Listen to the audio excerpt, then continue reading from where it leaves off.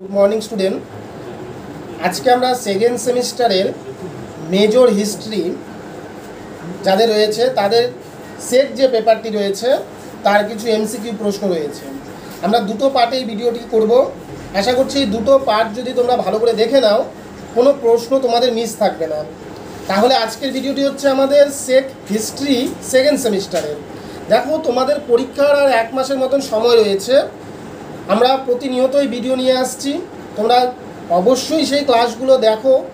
সাথে সাথে বলবো, যারা এখনও ক্লাস বা নোটপত্র সংগ্রহ করনি তারা অবশ্যই খুব শীঘ্রই আমাদের সেন্টারে এসে যোগাযোগ করো এবং এখান থেকে নোট নিয়ে যাও, এবং কিছুদিনের মধ্যেই আমরা ফাইনাল সাজেশন দিতে শুরু করছি। তাহলে আজকে আমাদের প্রথম যে প্রশ্নটা রয়েছে, তোমাদের সিলেবাসটা নিশ্চয়ই তোমরা জানো। মিউজিয়াম রয়েছে এবং সাথে রয়েছে আর্কাইভস। মিউজিয়াম শব্দটি কোথা থেকে এসেছে? উত্তর হবে গ্রিক শব্দ থেকে। মিউজিয়াম শব্দটি কোথা থেকে এসেছে? উত্তর হবে গ্রিক শব্দ থেকে। নাম্বার 2 প্রশ্ন, কোন শব্দ থেকে মিউজিয়াম শব্দের উদ্ভব?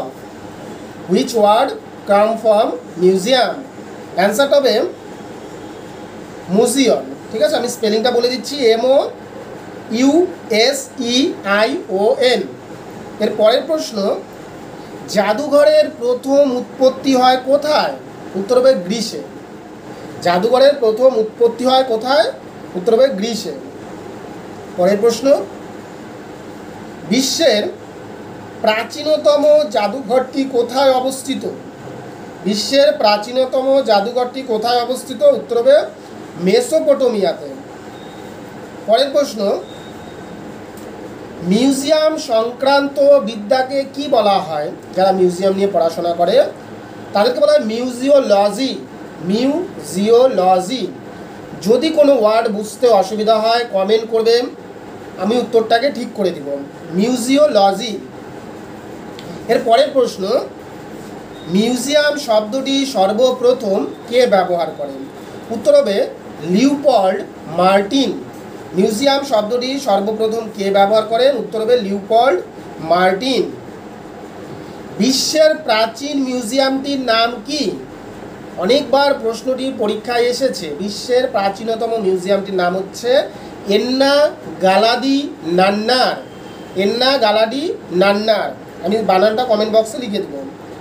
ভারতের প্রাচীনতম ও সর্ববৃহৎ মিউজিয়ামের নাম কি? অসংখ্যবার পরীক্ষায় এই প্রশ্নটি এসেছে।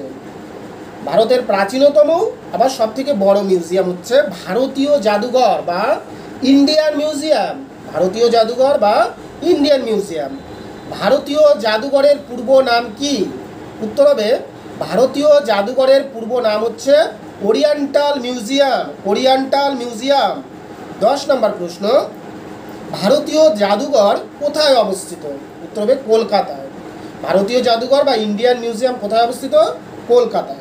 পরের প্রশ্ন, ভারতীয় মিউজিয়াম কত সালে প্রতিষ্ঠিত হয়? উত্তর হবে 1814 সালে।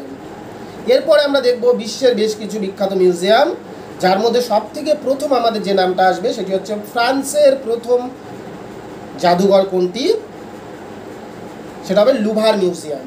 লুভার মিউজিয়াম কোথায় অবস্থিত? তাহলে ফ্রান্সের প্যারিস শহরে। প্রশ্নটা আসতে পারে, লুভার মিউজিয়াম কোথায় অবস্থিত? উত্তর হবে ফ্রান্সের প্যারিস শহরে।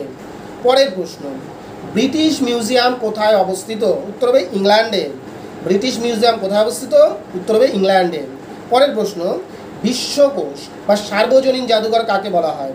ব্রিটিশ মিউজিয়ামকে। বিশ্বকোষ বলতে সমস্ত ধরনের বিষয় যেখানে সংগ্রহ করা হয় এবং আকারেও বড় হয়, অনেক সংখ্যক লোক একসঙ্গে প্রবেশ করতে পারে, সেই জন্য এই মিউজিয়ামটাকে বলা হয় বিশ্বকোষ বা সার্বজনীন মিউজিয়াম, যেটা হচ্ছে ইংল্যান্ডের ব্রিটিশ মিউজিয়ামকে বলা হয়। সালারজাং মিউজিয়াম ভারতবর্ষের একটি বিখ্যাত মিউজিয়াম। অসংখ্যবার প্রশ্নটা পরীক্ষায় এসেছে। তোমরা যদি প্রিভিয়াস ইয়ারের প্রশ্নগুলো দেখো, আমি যে প্রশ্নটা বলছি অসংখ্যবার এসেছে, খুব ভালো করে দেখে যাও, কমন পাবে। সালারজাং মিউজিয়াম কোথায় অবস্থিত? উত্তর হবে হায়দ্রাবাদে। তারপরে প্রশ্ন, ভারতবর্ষের একটি স্মৃতি জাদুঘরের নাম লেখো। কারো স্মৃতি নিয়ে তৈরি। ভিক্টোরিয়া মেমোরিয়াল কোথায় অবস্থিত?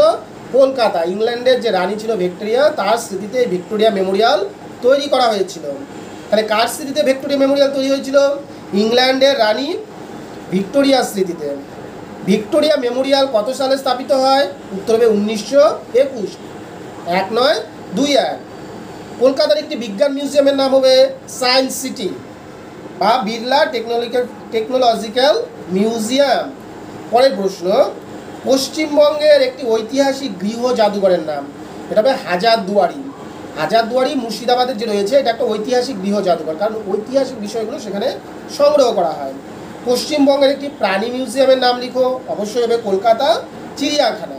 কিউরেটার কাকে বলে? এই প্রশ্নটা অনেকবার পরীক্ষায় এসেছে। কিউরেটার কাকে বলে? মিউজিয়ামের বস্তু সামগ্রীর প্রধান তত্ত্বাবধানকে বলা হয় কিউরেটার। মিউজিয়ামে যে বিষয় বস্তু সামগ্রী রয়েছে সেগুলো দেখাশোনা যিনি করেন তাকেই বলা হয় কিউরেটার। আন্তর্জাতিক সংগ্রহশালা দিবস কবে পালন করা হয়? উত্তর হবে 18ই মে। আন্তর্জাতিক সংগ্রহশালা দিবস হচ্ছে 18ই মে। 25 নম্বর প্রশ্ন, আর্ট মিউজিয়াম কি? শিল্প, স্থাপত্য, ভাস্কর্য, চিত্রকলা যেখানে সংগ্রহ করা হয় সেগুলোকে বলা হয় আর্ট মিউজিয়াম। দেখো, বিজ্ঞান মিউজিয়াম কি? বিজ্ঞানের বিষয় যেখানে সংগ্রহ করা হয়। শিশু মিউজিয়াম কি? শিশুদের যে বিষয়গুলো সংগ্রহ করা হয় সেগুলো শিশু মিউজিয়াম। আর্ট মিউজিয়াম হচ্ছে যেগুলোতে শিল্প, স্থাপত্য, ভাস্কর্য, চিত্রকলা সংগ্রহ করা হয় সেগুলো আর্ট মিউজিয়াম। পরের প্রশ্ন, ব্রিটিশ মিউজিয়াম কবে স্থাপিত হয়? উত্তর হবে 1753। এর পরের প্রশ্ন, আইসিওএম। আইসিওএম এর সম্পূর্ণ নাম আমরা 3টা সম্পূর্ণ নাম অবশ্যই দেখবো। আজকে আমি আইসিওএমটা বলছি, এরপরে এএসআই অনেকগুলো রয়েছে আমি বলছি ধীরে। আইসিওএম এর সম্পূর্ণ নাম হচ্ছে ইন্টারন্যাশনাল কাউন্সিল অফ মিউজিয়াম। ভালো করে বানানগুলো দেখবো, ইন্টারন্যাশনাল কাউন্সিল অফ মিউজিয়াম। আইসিওএম কবে স্থাপিত হয়? উত্তর হবে 1947। তারপরের প্রশ্ন, এটা আমি বলছি মাহফেজখানা থেকে বা মহাফেজখানা যেটা আমরা বলি, আর্কাইভস। মারাঠা দপ্তরখানা কি নামে পরিচিত? সরকারি নথির কার্যালয়। ভারতের স্বাধীনতা লাভের পর ইম্পেরিয়াল রেকর্ড ডিপার্টমেন্ট কি নামে পরিচিত? ইম্পেরিয়াল রেকর্ড ডিপার্টমেন্ট কি নামে পরিচিত? এটা হবে জাতীয় মাহফেজখানা। জাতীয় মাহফেজখানা কোথায় অবস্থিত? দিল্লিতে। পরের প্রশ্ন, উত্তরবঙ্গ বিশ্ববিদ্যালয়ের প্রাঙ্গণে অবস্থিত একটি মিউজিয়ামের নাম। প্রশ্নটা অনেকবার এসেছে, অক্ষয় কুমার দত্ত মিউজিয়াম বা অক্ষয় কুমার দত্ত সংগ্রহশালা।